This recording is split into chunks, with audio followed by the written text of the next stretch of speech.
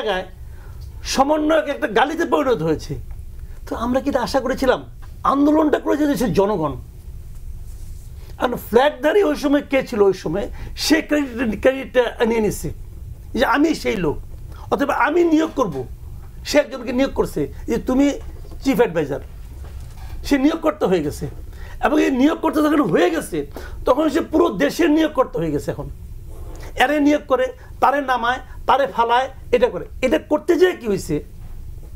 এটা করতে যে সারা দেশে তাদের এখন ইমেজ সংকট হয়ে গেছে, শুরু হয়ে গেছে। এটাই রিয়েলিটি। তার প্রমাণ কিন্তু আপনি এই বসন্ত উৎসবে পেয়ে গেছেন। পারেন নাই কিন্তু আমরা স্বতঃস্ফূর্ত জনগণ কিন্তু আসে নাই। তারপরে দেখলাম 18 তারিখে দেখলাম উত্তরে একটা মিছিল হয়েছে, যে আওয়ামী লীগের এই ঝটিকা মিছিলগুলো কেন পুলিশ থামাতে পারছে না, তার প্রতিবাদে একটা প্রতীকী লাঠি মিছিল। লোক সংখ্যা ওই ব্লগার ট্লগার সহ হলো 9 জন।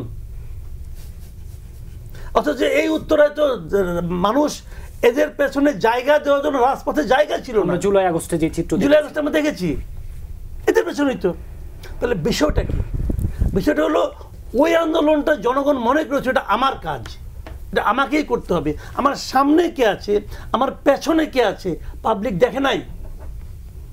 সে সবাই নিজের কাজ মনে করে রাস্তায় নেমে এসেছে।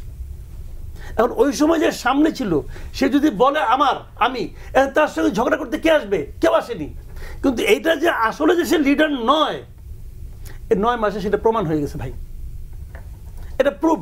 এবং এর মধ্যে কি হয়েছে, নানা জায়গায় সমন্বয়ক তৈরি। এখন দেখেন অনেক জায়গায় সমন্বয়ক একটা গালিতে পরিণত হয়েছে। তো আমরা কি এটা আশা করেছিলাম?